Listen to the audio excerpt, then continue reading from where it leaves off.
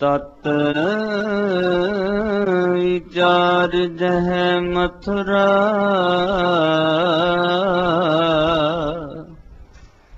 ਜਗ ਤਾਰਨ ਕੋ ਅਵਤਾਰ ਬਣਾਇਓ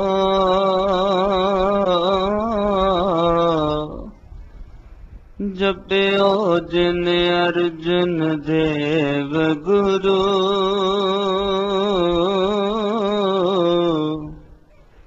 ਫਿਰ ਸੰਕਟ ਜੋਨ ਗਰਭ ਨਹੀਂ ਆਇਓ ਜਪਿਓ ਜਿਨ ਅਰਜਨ ਦੇਵ ਗੁਰੂ।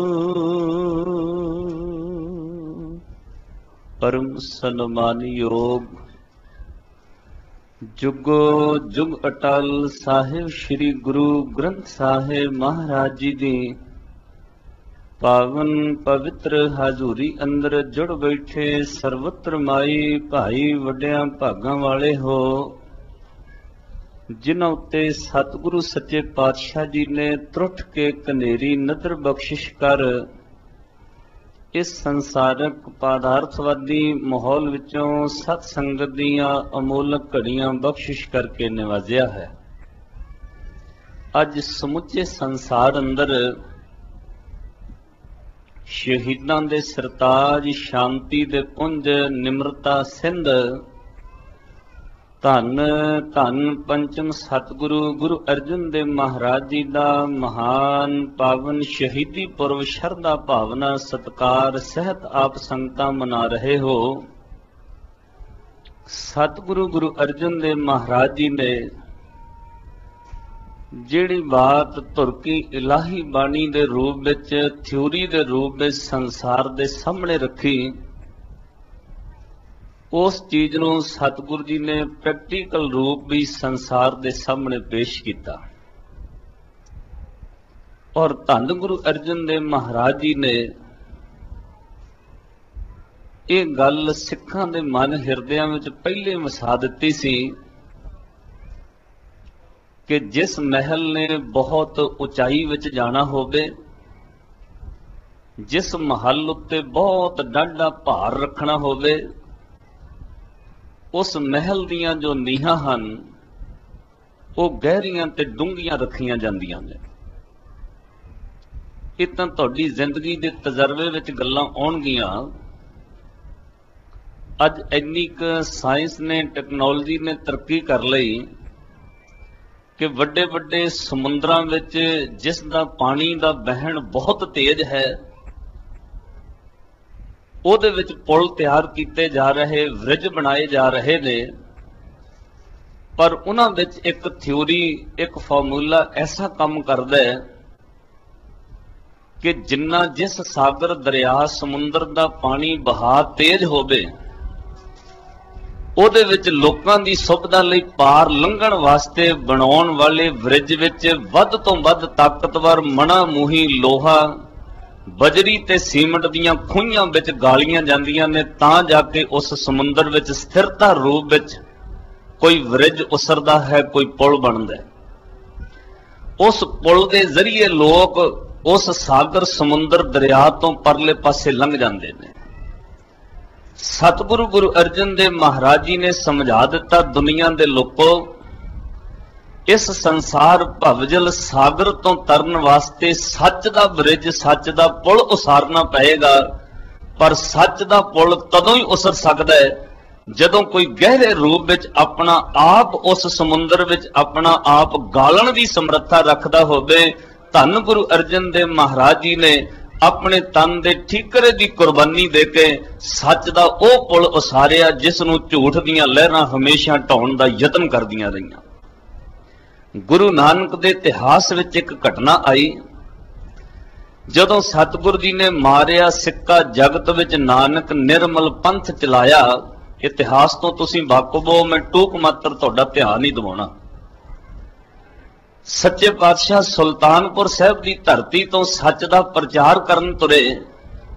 ਉਦਣ ਭਾਈ ਮਰਦਾਨੇ ਦੇ ਮਨ ਵਿੱਚ ਇੱਕੋ ਹੀ ਸਵਾਲ ਸੀ, ਸੱਚੇ ਪਾਤਸ਼ਾਹ बाकी सब गल्लां दी समझ पई, पोथी कलम दवात स्याही ते रवाब, ये गल्लां समझ पै गईयां कि क्यों लईयां, पर एक डंडा क्यों चुकिया है। उदण सतगुरां वचन कहा सी, भाई मर्दानिया डंडा शक्ति का प्रतीक है, शक्ति नाल राज पैदा हुंदे ने, राज दे आधार ते दुनिया में धर्म चलदे ने। जिहड़ी कौम कोल शक्ति ना होवे उस कौम दा धर्म दा नाम भी दुनिया निशान मिट जांदा है संसार विच। भाई मर्दानिया असी सच का उपदेश देना है, कूड़ नाल भरे हुए लोग सच नूं बर्दाश्त नहीं करनगे। सूरज कनेरी लो लैके प्रगट हुंदा है, पर उस सूरज तो भयभीत होने वाले उल्लू सूरज का सामना नहीं कर सकते। भाई मर्दानिया ये गल होनी है कि जे को बोले सच कूड़ा जल जावे। जिदन सच बोलना है उदन बाबर वर्गिया ने चुक के सानू जेल विच देना है। धन गुरु नानक साहब महाराज नूं पहला बाबर ने जेल विच कीता।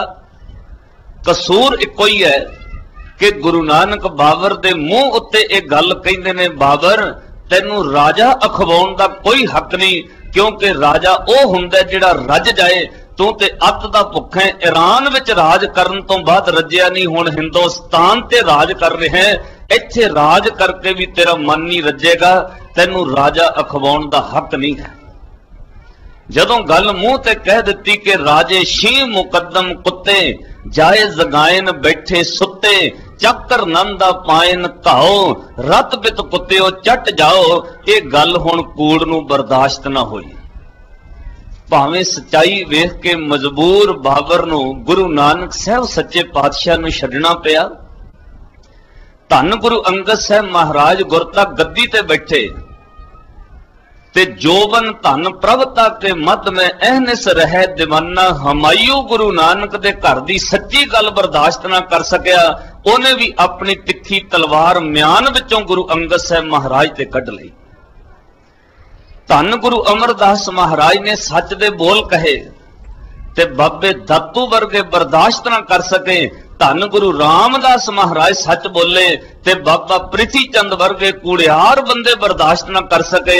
साहब ने एक गल कही, प्रिथी चंद तू सब तो बड़ा पाप कर रहे हैं। पिता जी केड़ी गल्लों? कहते प्रिथी चंद जन्म देण वाले मां प्यो नाल झगड़ा कलेश करना दुनिया विच सब तो बड़ा पाप है।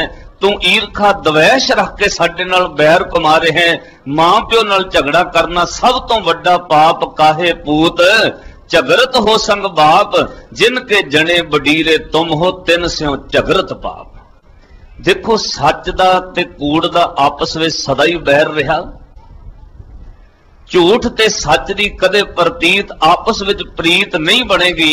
ताइयों साहब ने बाणी अंदर एक गल जग ज़ाहर कर दिती कि भगतां ते संसारियां जोड़ कदे ना आया। जेड़ा बंदा पक्का संसारी होएगा, भगती दे मार्ग ते चलण वाले दा उहदे नाल जोड़ कदे नहीं बनेगा। धन गुरु अर्जन देव महाराज गुरु नानक साहब दे तख्त सिंघासन दे मालक बने ते अंदर खाते जिथे बाबा प्रिथी चंद विरोधी है, उत्थे ये गल मौके दी हकूमत नूं ते कट्टड़ मुतसवी लोकां नूं पहलां तो चुभदी रही कि जिन्हां बंदियां नूं असीं शूदर चमियार शिंबे ते जुलाहे कह के मंदिरां विचों तरकारदे रहे। इको एक गुरु नानक दा घर है, उन्हां शूदर जुलाहे चमार ते शिंबियां नूं गुरु नानक साहब ने बराबर गुरु ग्रंथ साहब विच बिठा लिया। ये गल कट्टड़ मुतसबियां नूं जात अभिमानियां नूं बर्दाश्त ना होई।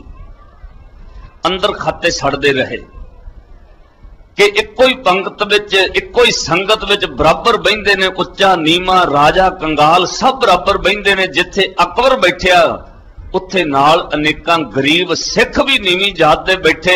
ये गल जात अभिमानियां नूं ते कट्टड़ मुतसवी लोकां नूं चुभदी सी। वो तां मौके दी ताक विच सी कदों समा आवे ते गुरु नानक दे घर दी इस सच दी जोत नूं बुझा दईए। कदों समा आवे ते उच्ची इस चट्टान नूं जिहड़ा पर्वत दे रूप विच इस भवजल संसार सागर विच कूड़ दे सामने सच खलो गया, इस सच दे महल नूं ढह ढेरी कर दईए। हुण समा आया, अकबर बादशाह बीमार रहन लगा ते कट्टड़ मुतसमी उदों इस्लाम मजहब दे उच्च दे पीर बने हुए बक्की बिल्ला ने अकबर बादशाह की हुकूमत विच एक मंत्री रखवाया। उहदा नाम आया शेख अहमद सरहंदी। वो समय समय सिर कोशिश करता रहा कि अकबर दे कन्न भरे जान ते गुरु अर्जन देव महाराज दे घर दे खिलाफ आवाज उठाई जाए। ओदियां गल्लां सुन के कई बार अकबर नूं मजबूर होके एक कार्रवाई करनी पई कि एक बार गुरु ग्रंथ साहिब दी भीड़ दे मैनूं दर्शन करवाओ, किसी दी शिकायत आई है, तुसीं इस्लाम दी निंदिया लिखी है। गोइंदवाल साहिब विखे सतपुर दे कल्ले सिखां ने गुरु ग्रंथ साहिब दी बाणी पढ़ के सुनाई। जदों ये आवाज अकबर दे कन्नां विच पई, अब्बल अल्लाह नूर उपाया कुदरत के सब बंदे, एक नूर ते सब जग उपजया कौन भले को मंदे। अकबर ने भी सीस झुका दिता। यह भी कोशिश शेख अहमद सरहंदी दी बेकार गई। बक्की बिल्ला ने एक मंत्री होर विच रखवाया। ओदा नाम इतिहास विच आया शेख फरीद बुखारी। ते इन्हां अंदर दी सारी खबर जाके बक्की बिल्ले नूं दित्ती, जिहड़ा उस समय इस्लामी हुकूमत दा कट्टड़ मुतसवी सी ते कट्टड़ उस इस्लाम दे अंदर उच्च दा पीर और पूजनीक अखवाउंदा सी। उदों एक गल वापरी, अंदर दी सूह दित्ती कि अकबर बीमार है, अंदर खाते खुसरो नूं गद्दी देनी चाहुंदा है। जहांगीर अत दा नशई ते बेकारी बंदा है। खुसरो नूं हिंदुस्तान दा तख्त मिलिया ते असीं उहनूं गुरु नानक दे सच दे घर दे खिलाफ वरत नहीं सकांगे। आपां यतन करिए किसी तरह शहजादा सलीम भाव जहांगीर नूं इस हिंदुस्तान दा तख्त दवा दईए। आपस विच एक कमिटमेंट होई कि जहांगीर शहजादा सलीम तैनूं अकबर बादशाह ने तेरे प्यो ने गद्दी नहीं देनी, तैनूं हिंदुस्तान दा बादशाह बना दांगे, पर साडी पहली शर्त है, वो ये शर्त है कि गुरु अर्जन देव महाराज नूं पकड़ के उस सच दे घर नूं बंद करना है जिथे अनेकां हिंदू नहीं मुसलमान भी सिख बन रहे ने। साईं मियां मीर वर्गे लाहौर दे बड़े उच्च दे पीर वो आके गुरु अर्जन साहब अगे सीस झुकाउंदे ने। उस गुरु अर्जन देव महाराज नूं साडे राह चों खत्म कर दई, तैनूं हिंदुस्तान दा तख्त दवा दांगे। कमिटमेंट हो गई और इतिहास ने एक गल संभाली। जहांगीर नूं हिंदुस्तान दे तख्त ते बैठिया 6 महीने ते 9 दिन दे करीब समा होया जदों धन गुरु अर्जन देव महाराज की शहादत हो गई 6 महीनों में, क्योंकि अंदर खाते सारी मिली भुगत सी। हिंदुस्तान दे तख्त ते बादशाह जहांगीर बैठिया, इहदा नाम शहजादा सलीम सी। बहिंदिया सार जोबन धन प्रभता के मत में इन्हें अपना नाम बदलिया। इन्हें नाम रखिया अज तो बाद मैनू शहजादा सलीम कोई ना कहे, मेरा नाम है बादशाह जहांगीर। गीर कहंदे ने हथ दी मुट्ठी नूं, जहां कहंदे ने जहान नो। अहंकार विच बोलिया अज तो बाद पूरा जहान मेरी मुट्ठी विच है। कुछ दिनां वास्ते ये लाहौर आया ते कुछ शिकायतां दे झूठे पलंदे इहदे हथ विच दिते गए। एक शिकायत बाबा प्रिथी चंद वालों कि गुरु अर्जन साहब ने मेरे छोटे भरा ने मेरे नाल धोखा किया है। दूजी शिकायत दीवान चंदू वालों कि गुरु अर्जन देव महाराज ने मेरी लड़की का रिश्ता लैण तो इनकार किया है, शरीके बरादरी विच मेरी नरादरी हुई। तीजी शिकायत इस्लाम दे मोढियां वालों कि गुरु अर्जन देव महाराज ने गुरु ग्रंथ साहब की बाणी विच इस्लाम की हजरत की तौहीन की है। चौथी शिकायत जहांगीर दे दरबार दे सरकारी हुकूमत वालों, वो किहड़े बंदे वालों जिन्हों दिल्ली तो मंत्री दे ओहदे तो हटा के लाहौर दा सूबेदार नियुक्त किया गया। ओहदा नाम शेख फरीद बुखारी है ते लाहौर दा ओनू सुल्तान नवाब बनाउण लग्या। सूबेदार बना के ओहदा नाम रखा गया अज तो बाद तेरा नाम मुर्तजा खां है। दिल्ली दा मंत्री लिया के लाहौर दा नवाब बनाया।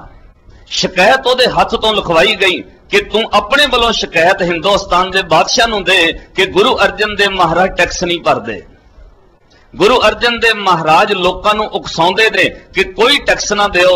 एक भी पैसा गुरु अर्जन देव महाराज लखां दी गोलक विचों टैक्स नहीं भरदे। शिकायतां दा पलंदा लैके महाराज नूं उस शिकायत के आधार ते लाहौर सद्दिया गया।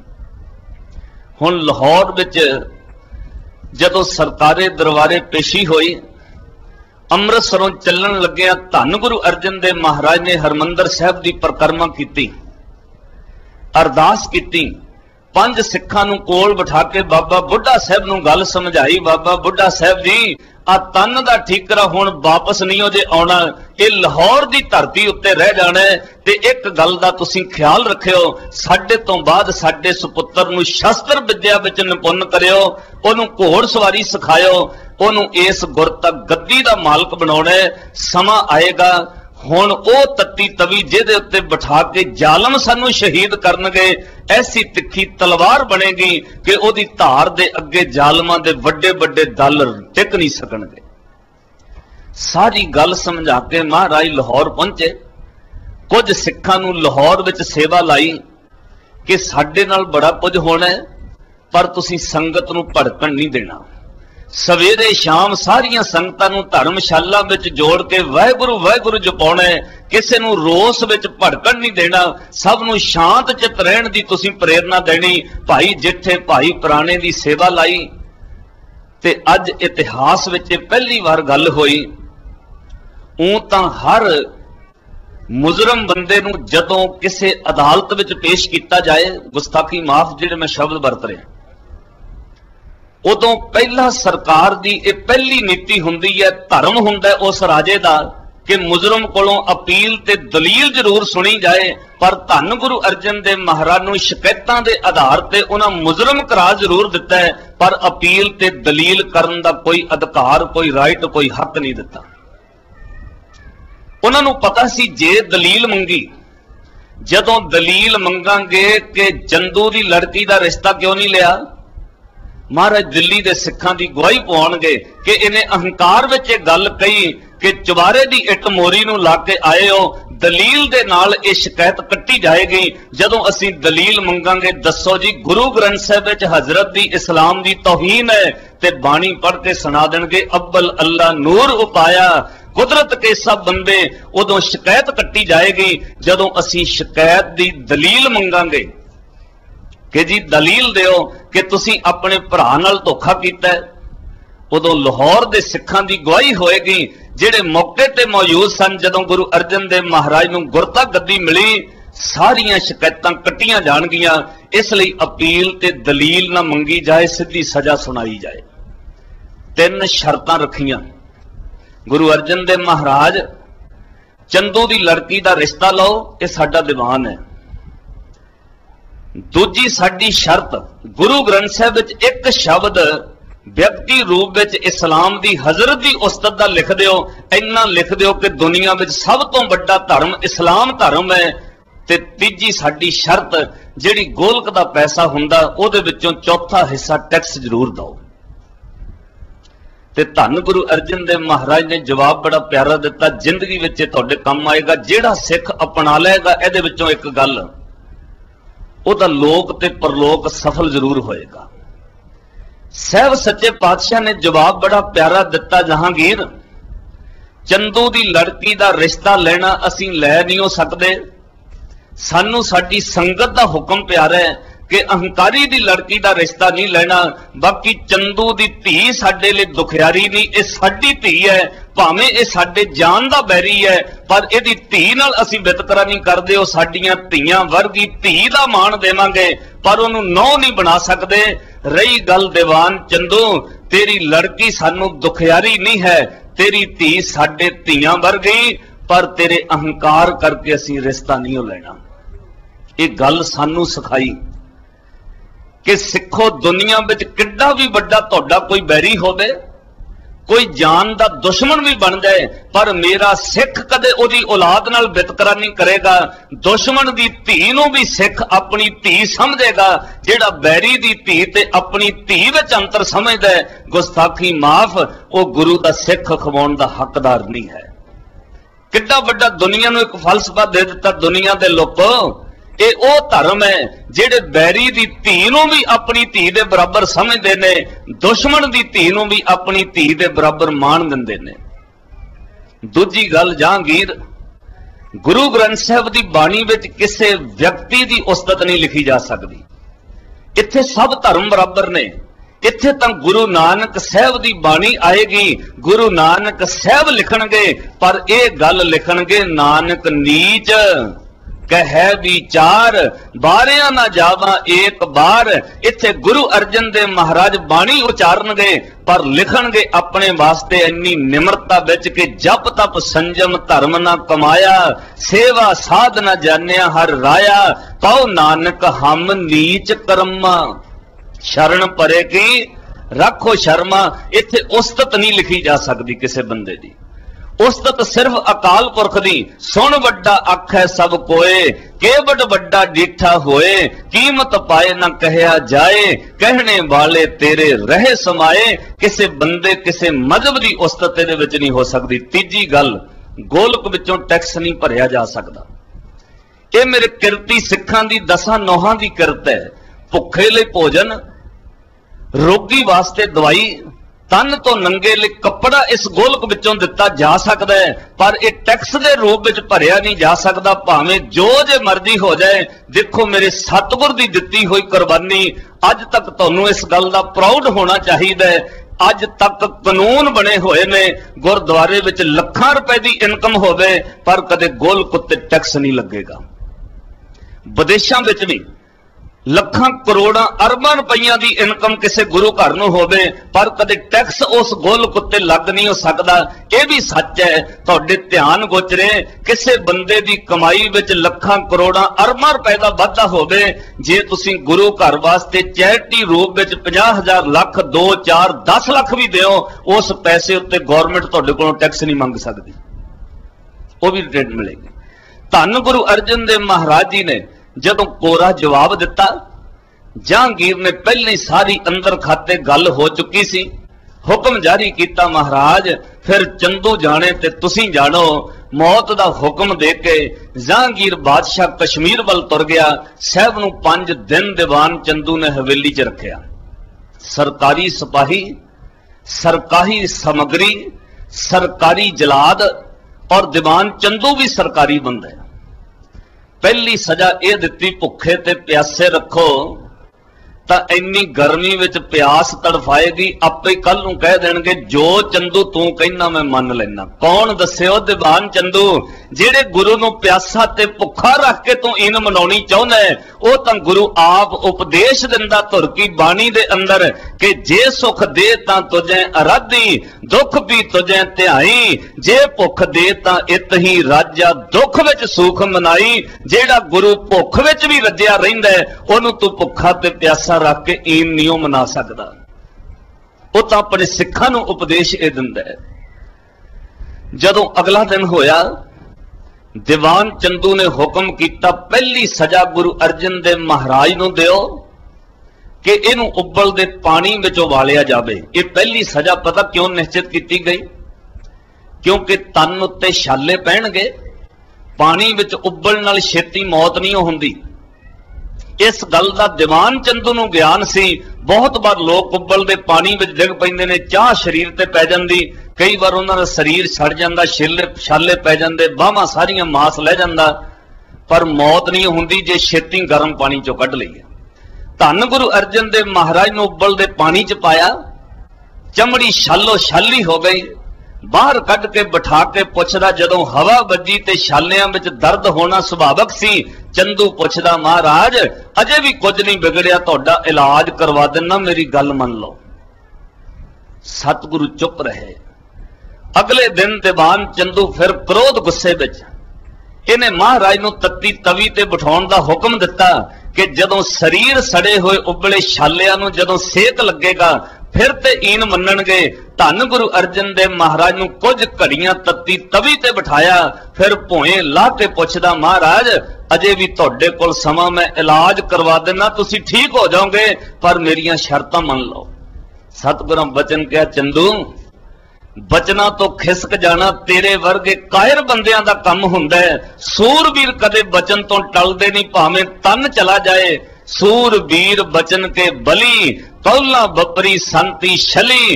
ए दीवान चंदू ये कायर बंदियां दा काम हुंदा है, बचना तो खिसक जाना। जो असीं कह दिता बचन ओहियो रहणगे, ये तन रवे ते भावें ना रवे। बड़ा क्रोध गुस्से च सड़िया। इन्हें अगले दिन सजा बदलती। चौथा दिन सी जिदन धन गुरु अर्जन देव महाराज ले सवेर तो लैके शिखर दोपहर तक बालन पा पा के तवी तपाउंदा रहा। कोल अग बाल बाल के एक कड़ाहे विच रेत लाल कीती ते एक जलाद पड़भुंजे नूं सद्दिया। पड़भुंजिया गुरु अर्जन साहब दे छालियां उत्ते जख्मां उत्ते तत्ती तत्ती रेत पाई, थल्लियों भी सेक लगे ते उपरों तत्ता रेता जख्मां ते पवे, फिर मैं वेखांगा ये ईन क्यों नहीं मनदे। धन गुरु अर्जन साहब महाराज सच्चे पातशाह नूं तप दी लोह वल तोरन लग्या एक बार चंदू ने पूछया, महाराज आखिरी बार पूछण लगा, हुण तत्ती तवी ने तुहानूं भस्म कर देना, हुण मैं बहुती देर तुहानूं बिठावांगा, छेती दी तत्ती तवी तो लाउण दिंदा। महाराज आखिरी मौका है, अजे भी मन जाओ। धन गुरु अर्जन देव महाराज दो सिपाहियां ने महाराज नूं पकड़िया, सहजे सहजे तोड़ के तत्ती तवी वल लै गए। दीवान चंदू दूर तकदा रहा, पर एक आश्चर्य गल होई, तपदी होई तत्ती लोह दे नेड़े जाके सतगुरु रुक गए। चंदू हस पिया, कहना महाराज मैं जो कहंदा सी कि सेक बहुत है तत्ती तवी दा, अज तवी कल वाली नहीं है, अज इहदा रंग वेखो, बहिंदियां सार इहने तुहाडी चमड़ी नूं भस्म कर देना है। महाराज मैं जो कहंदा सी कि पिछे मोड़ो, चंगा होया तुसी सलाह बदल लई, चंगा होया तुसी अपना मन बदल लिया, मैं तुहाडा इलाज करा दांगा, भला होया तुसी तत्ती तवी ते बहन तो रुक गए। महाराज सतगुरु जी दे कोल होया चंदू ते गुरु अर्जन देव महाराज ने धीमी आवाज विच बचन कहा, चंदू तेरी तपदी लोह दे सेक करके डर के नहीं रुके असी। कहने महाराज फिर क्यों रुक गए? कहने साडे रुकण दा कोई कारण आ। दीवान चंदू पूछदा, महाराज फिर रुक क्यों गए? जे तत्ती तवी दे सेक तो डरे नहीं तां रुकण दा कारण की? सतगुरां बचन बड़ा प्यारा कहा, दीवान चंदू बालन पा पा के सवेर तो इनू लाल कर दे, अजे इस तप दी लोह विचों रंग नहीं बनया जिहड़ा सानू शहीद कर लई चाहीदा। जे रंग बनाउणा ते बालन होर पा दे उत्ते। धन गुरु अर्जन देव महाराज सच्चे पातशाह उत्थे खलो गए। एक विद्वान अपने शुद्ध पंजाबी दे शब्दां च लिखदा, चंदू चंद्रा चंद चढ़ाउण लगा, कहण लगा कि लो तपाओ छेती, ओ ला के सूरज ते पी के रेत उसदी, अर्जन गुरु दे सीस विच पाओ छेती। सत गुरु आए तां रुक के कहण लगे। महाराज कोल रुक के कहंदे, सत गुरु आए तां रुक के कहण लगे, ओए तैनू लोह तपाउण दा ढंग कोई नहीं, जेड़ा रंग शहीदी अज मंगदी है तेरी तप दी लोह विच रंग ओ नहीं। जेड़ा सानू शहीद करन लई रंग चाहीदा है अजे तेरी लोह विच नहीं बनया। गुस्से च सड़ गया। इहने जलादा नूं कहा, बालन होर पाओ। तप दी लोह ते सतगुरां नूं बिठाया। बहिंदियां सार चौंकड़ा मार हजूर नेत्र मुंद के बोले, तेरा किया मीठा लागे, हर नाम पदार्थ नानक मांगे। कोल कड़ाहा तपदी तत्ती रेत दा भर भर के कड़छे पड़भुंजा जख्मां ते पाउण लगा। जदों तन उत्ते रेत पवे, सतगुरु शांत अडोल चित बैठे रहे ते रेत पाउंदियां पाउंदियां पड़भुंजा जलाद रुक गया। चंदू बोलिया, जलादा रुक क्यों गया? रेत होर पा गुरु अर्जन साहब दे सीस विच, जख्मां ते रेत पैगी, इहदी समाधि टुटेगी, आपे मेरी ईन मन्नेगा। जलाद पड़भुंजा नाले रेत पाउण लगा ते नाले भुब निकल गई, विराग विच रोण लग पिया। सतगुरु प्रेम च बोले, जलादा तू क्यों रोना है? तेनू ते पेशावर जलाद है, तेरे तां प्यो दादे ये काम करते रहे, तेरा दिल किवें पिघल गया? रोंदे होए पड़भुंजे ने एक बचन कहा, सच्चा पातशाह इन्हां हत्थां नाल सैकड़े हजारां बंदे मौत दे घाट उतारे ने, पर पहली बार होया कि कोई तत्ती तवी ते बैठा होवे, तत्ती रेत मैं ओदे सीस विच पाउंदा होवां, पर महाराज तुहाडे अंदर दी ठंडक मैनू भी ठंडा करदी जा रही है। इन्नी तुहाडे अंदर चित्त विच ठंडक है। पता किहड़ी चीज दी? महाराज कहणगे, चंदन चांदना सरद रुत, ਇੰਨੀ ਠੰਡ ਸਰਦੀ ਦੀ ਰੁੱਤ ਵਿੱਚ ਨਹੀਂ ਹੈ, ਇੰਨੀ ਠੰਡਕ ਚੰਦਰਮੇ ਵਿੱਚ ਨਹੀਂ ਹੈ, ਇੰਨੀ ਠੰਡਕ ਚੰਦਨ ਦੀ ਲੱਕੜ ਵਿੱਚ ਨਹੀਂ ਜਿੰਨੀ ਵਾਹਿਗੁਰੂ ਜੀ ਦੇ ਨਾਮ ਵਿੱਚ ਚੰਦਨ ਚਾਂਦਨ ਸਰਦ ਰੁੱਤ ਮੂਲ ਨਾ ਮਿਟੇ ਘਾਮ ਸੀਤਲ ਥੀਵੈ ਨਾਨਕਾ ਜਪੰਦੜੋ ਹਰ ਨਾਮ ਪੜ ਪੂੰਜੇ ਜਲਾਦ ਦਾ ਹਿਰਦਾ ਠਰ ਗਿਆ। ਸਤਿਗੁਰਾਂ ਬਚਨ ਕਿਹਾ ਪੜ ਪੂੰਜਿਆ ਇਹਨਾਂ ਬਰਾਗ ਦੇ ਅਥਰੂਆਂ ਨੂੰ ਸਾਂਭ ਕੇ ਰੱਖ, ਇਹ ਤੇਰੇ ਮੁਕਤੀ ਵਿੱਚ ਸਹਾਈ ਹੋਣਗੇ। ਹੁਣ ਪੜਪੁੰਜਾ ਜਲਾਦ ਰੇਤ ਵੀ ਪਾਉਂਦਾ ਹੈ ਤੇ ਜਪ ਦਾ ਪਤਾ ਕੀ ਹੈ, ਇੱਕ ਇੱਕ ਕੜਛਾ ਭਰ ਕੇ ਗੁਰੂ ਅਰਜਨ ਸਾਹਿਬ ਦੇ ਸੀਸ ਵਿੱਚ ਪਾਉਂਦਾ ਹੈ ਤੇ ਨਾਲੇ ਰਸਨਾ ਤੋਂ ਕਹਿੰਦਾ ਧੰਨ ਗੁਰੂ ਅਰਜਨ ਦੇਵ ਮਹਾਰਾਜ, ਧੰਨ ਗੁਰੂ ਅਰਜਨ ਦੇਵ ਮਹਾਰਾਜ। ਇਤਿਹਾਸ ਨੇ ਇਸ ਗੱਲ ਦਾ ਜ਼ਿਕਰ ਕੀਤਾ ਕਿ ਧੰਨ ਗੁਰੂ ਅਰਜਨ ਦੇਵ ਮਹਾਰਾਜ ਨੂੰ 5ਵੇਂ ਦਿਨ ਜਿਹੜੀ ਉਸ ਕਿਲੇ ਦੇ ਨਾਲ ਰਾਵੀ ਦਰਿਆ ਵਗਦਾ ਹੈ ਉਹਦੇ ਵਿੱਚ ਜ਼ਾਲਮਾਂ ਧੱਕਾ ਦੇ ਕੇ ਹਜ਼ੂਰ ਨੂੰ ਉਸ ਪਾਣੀ ਵਿੱਚ ਡੋਬ ਕੇ ਸ਼ਹੀਦ ਕਰ ਦਿੱਤਾ। ਪਰ ਉਸ ਤੋਂ ਬਾਅਦ ਇੱਕ ਅਨੋਖੀ ਗੱਲ ਹੋਈ, ਮੇਰੇ ਗੁਰੂ ਅਰਜਨ ਸਾਹਿਬ ਮਹਾਰਾਜ ਕਿੰਨੇ ਕਿਰਪਾਲੂ ਸਤਿਗੁਰੂ ਨੇ, ਜਿਹੜਾ ਪੜਪੂੰਜਾ ਜਲਾਦ ਮਹਾਰਾਜ ਦੇ ਸੀਸ ਵਿੱਚ ਰੇਤ ਪਾਉਂਦਾ ਰਿਹਾ ਨਾ, ਉਸ ਦਿਨ ਤੋਂ ਬਾਅਦ ਉਹਨੇ ਸਰਕਾਰੀ ਨੌਕਰੀ ਛੱਡ ਦਿੱਤੀ। ਤਾਂ ਉਮਰ ਬੁੱਢੇ ਹੋਣ ਤੱਕ ਕਈ ਸਾਲ ਉਹ ਇੱਕੋ ਹੀ ਚੀਜ਼ ਜਪਦਾ ਰਿਹਾ, ਧੰਨ ਗੁਰੂ ਅਰਜਨ ਦੇਵ ਮਹਾਰਾਜ, ਧੰਨ ਗੁਰੂ ਅਰਜਨ ਦੇਵ ਮਹਾਰਾਜ। ਇੱਕ ਦਿਨ ਸਮਾਂ ਆਇਆ ਜਿੱਦਣ ਜਹਾਂਗੀਰ ਨੇ ਗੁਰੂ ਹਰਗੋਬਿੰਦ ਸਾਹਿਬ ਤੋਂ ਡਰਦਿਆਂ ਦੀਵਾਨ ਚੰਦੂ ਨੂੰ ਸਿੱਖਾਂ ਦੇ ਹਵਾਲੇ ਕੀਤਾ, ਉਦਣ ਉਸੇ ਪੜਪੂੰਜੇ ਜਲਾਦ ਨੇ ਕਰਸ਼ੇ ਮਾਰ ਮਾਰ ਕੇ ਚੰਦੂ ਨੂੰ ਲਾਹੌਰ ਦੀਆਂ ਗਲੀਆਂ 'ਚ ਮਾਰ ਦਿੱਤਾ। ਤੇ ਜਪਦਿਆਂ ਜਪਦਿਆਂ ਧੰਨ ਗੁਰੂ ਅਰਜਨ ਦੇਵ ਮਹਾਰਾਜ, ਧੰਨ ਗੁਰੂ ਅਰਜਨ ਦੇਵ ਮਹਾਰਾਜ, ਇਹ ਪੜਪੂੰਜਾ ਮਰ ਗਿਆ ਤੇ ਇਹਨੂੰ ਮੁਕਤੀ ਪ੍ਰਾਪਤ ਹੋਈ। ਐਸੇ ਦੀਨ ਦਿਆਲ ਸਤਿਗੁਰੂ ਦਾ ਤੁਸੀਂ ਪੁਰਬ ਮਨਾ ਰਹੇ ਹੋ, ਜਿਹੜਾ ਸੀਸ ਵਿੱਚ ਰੇਤ ਪਾਉਣ ਵਾਲੇ ਜਲਾਦਾਂ ਨੂੰ ਵੀ ਮੁਕਤੀ ਦਿੰਦਾ ਹੈ। ਆਪਾਂ ਤਾਂ ਫਿਰ ਗੁਰੂ ਅਰਜਨ ਦੇਵ ਮਹਾਰਾਜ ਦੇ ਨਾਮ ਧਰੀਕ ਸਿੱਖਾਂ, ਸਤਿਗੁਰੂ ਮੁਕਤੀ ਕਿਉਂ ਨਹੀਂ ਦੇਣਗੇ? ਲੋੜ ਵਿਸ਼ਵਾਸ ਤੇ ਪ੍ਰੇਮ ਦੀ ਹੈ। ਸਾਡੇ ਅੰਦਰ ਵਿਸ਼ਵਾਸ ਬਣੇ। ਮੇਰੇ ਸਤਿਗੁਰ ਨੇ ਕੱਲਾ ਥਿਊਰੀ ਵਿੱਚ ਇਹ ਗੱਲ ਨਹੀਂ ਸੀ ਕਹੀ, ਬਾਣੀ ਵਿੱਚ ਇਹ ਗੱਲ ਨਹੀਂ ਸੀ ਕਹੀ ਕਿ ਫਰੀਦਾ ਬੁਰੇ ਦਾ ਭਲਾ ਕਰ, ਗੁੱਸਾ ਮਨ ਨਾ ਹੰਢਾਏ, ਦੇਹੀ ਰੋਗ ਨਾ ਲੱਗਈ, ਪੱਲੇ ਸਭ ਕੁਛ ਪਾਏ। ਪੜਪੂੰਜੇ ਵਰਗੇ ਜਲਾਦਾਂ ਦਾ ਮਹਾਰਾਜ ਨੇ ਭਲਾ ਕਰਕੇ ਵੀ ਦੱਸਿਆ, ਦੁਨੀਆ ਦੇ ਲੋਕੋ ਗੁਰੂ ਨਾਨਕ ਦਾ ਘਰ ਸਦਾ ਭਲਾ ਮੰਗਦਾ ਹੈ, ਗੁਰੂ ਨਾਨਕ ਦਾ ਘਰ ਸਰਬੱਤ ਦੇ ਭਲੇ ਦੀ ਅਰਦਾਸ ਕਰਦਾ ਹੈ। ਸਹੀ ਪਿਆਰੇ ਮੇਲ ਜਿਨ੍ਹਾਂ ਮਿਲਿਆ ਨਾਮ ਚਿਤਾਵੇ, ਨਾਨਕ ਨਾਮ ਚੜ੍ਹਦੀ ਕਲਾ ਤੇਰੇ ਭਾਣੇ। ਸਾਹਿਬ ਨੇ ਸ਼ਹੀਦ ਹੋਣ ਤੋਂ ਪਹਿਲਾਂ ਭਾਈ ਜੇਠੇ ਪੁਰਾਣੇ ਨੂੰ ਇੱਕ ਬਚਨ ਕਿਹਾ, ਭਾਈ ਜੇਠਿਆ ਸਾਡੇ ਸ਼ਹੀਦੀ ਦੀ ਖਬਰ ਅੰਮ੍ਰਿਤਸਰ ਜਾ ਕੇ ਦਿਓ, ਪਰ ਸਾਡੇ ਵੱਲੋਂ ਸਿੱਖਾਂ ਨੂੰ ਇੱਕ ਹੁਕਮ ਦਿਓ ਕਿ ਸਾਡੀ ਇਸ ਸ਼ਹਾਦਤ ਉੱਤੇ ਰੋਸ ਨਾ ਕਰਨ। ਰੋਣਾ ਨਹੀਂ ਹੈ, ਕਿਸੇ ਨੇ ਰੋਸ ਉਲੰਭਾ ਨਹੀਂ ਕਿਸੇ ਨੂੰ ਦੇਣਾ। ਇੱਕ ਕੰਮ ਜ਼ਰੂਰ ਕਰਿਓ, ਇਹ ਮੌਕੇ ਦੀਆਂ ਜ਼ਾਲਮ ਸਰਕਾਰਾਂ ਕੱਟੜ ਮਤਸਵੀ ਲੋਕ ਸਾਨੂੰ ਤੱਤੀਆਂ ਤਵੀਆਂ ਤੇ ਬਿਠਾ ਕੇ ਤਸੀਹੇ ਦਿੰਦੇ ਰਹੇ, ਪਰ ਤੁਸੀਂ ਇਹਦੇ ਬਦਲੇ ਵਿੱਚ ਜੁੜੀਆਂ ਸੰਗਤਾਂ ਨੂੰ ਠੰਡਾ ਤੇ ਮਿੱਠਾ ਜਲ ਛਕਾਉਣਾ ਤਾਂ ਜੋ ਦੁਨੀਆ ਦੇ ਨਕਸ਼ੇ ਉੱਤੇ ਇਹ ਗੱਲ ਜਗਜ਼ਾਰ ਹੋ ਜਾਏ ਕਿ ਇੱਕੋ ਇੱਕ ਦੁਨੀਆ ਵਿੱਚ ਗੁਰੂ ਨਾਨਕ ਦਾ ਘਰ ਹੈ, ਜਿੱਥੇ ਤੱਤੀਆਂ ਤਵੀਆਂ ਤੇ ਬਹਿਣ ਵਾਲੇ ਵੀ ਬਦਲੇ ਵਿੱਚ ਠੰਡਕ ਬਖਸ਼ਿਸ਼ ਕਰਦੇ ਨੇ। ਤੱਤੀ ਤਵੀ ਤੇ ਬਹਿਣ ਵਾਲਾ ਵੀ ਦੁਨੀਆ ਦਾ ਭਲਾ ਕਰਦਾ ਹੈ, ਤੱਤੀ ਤਵੀ ਤੇ ਬਹਿ ਕੇ ਸ਼ਹਾਦਤ ਦਾ ਜਾਮ ਪੀਣ ਵਾਲੇ ਵੀ ਲੋਕਾਂ ਨੂੰ ਠੰਡਕ ਤੇ ਸ਼ੁਭ ਗੁਣਾਂ ਦੀ ਮਿਠਾਸ ਵੰਡਦੇ ਨੇ।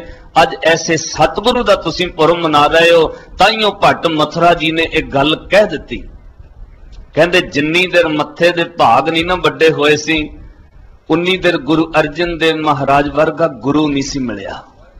ਮਸਤਕ ਦੇ ਭਾਗ ਉਦੇ ਹੋ ਗਏ, ਗੁਰੂ ਅਰਜਨ ਸਾਹਿਬ ਦੇ ਦਰਸ਼ਨ ਹੋਏ ਤੇ ਭੱਟ ਮਥੁਰਾ ਜੀ ਕਹਿੰਦੇ ਦੁਨੀਆ ਦੇ ਲੋਕੋ ਅੱਜ ਮੈਂ ਗਿਆਨ ਦੇ ਵਿੱਚੋਂ ਕੱਢ ਕੇ ਗਿਆਨਾਂ ਦਾ ਤੱਤ ਸਮਝਾਉਣ ਲੱਗਾ।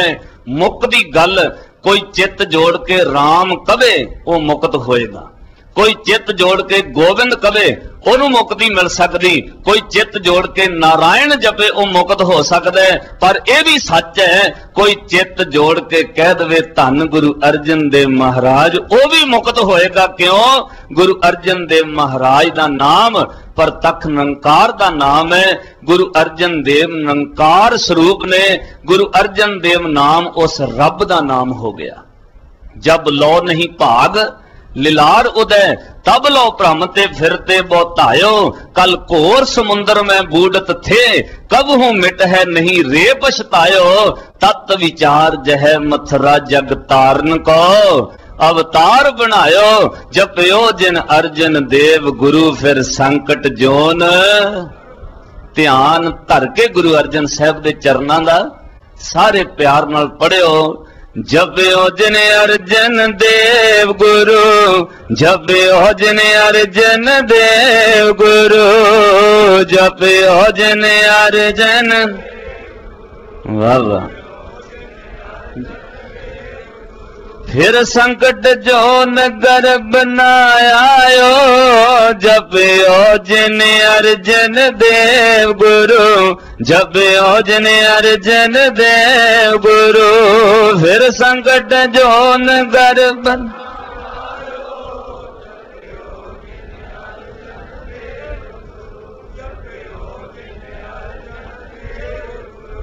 तत् विचार जय मथुरा, तत् विचार जय मथुरा, तत् विचार जय मथुरा।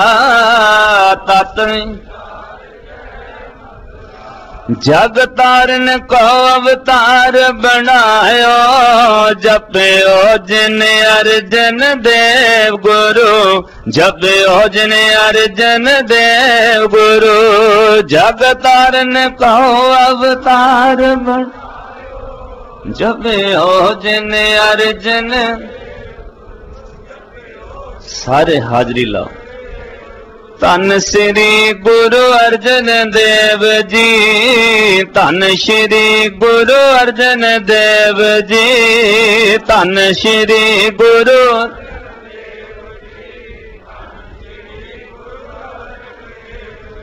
धन श्री गुरु अर्जन देव जी, धन श्री गुरु अर्जन देव जी, धन श्री गुरु।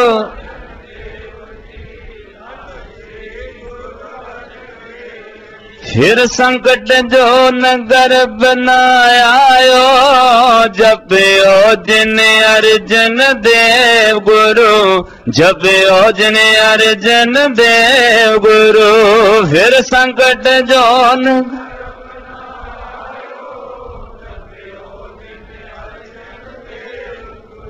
जपयो जिन अर्जन देव गुरु।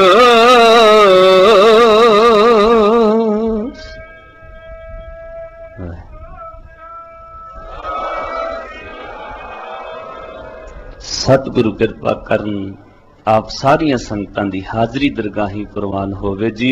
भुल चुक दी खिमा बख्शणी जी। वाहिगुरु जी का खालसा, वाहिगुरु जी की फतेह।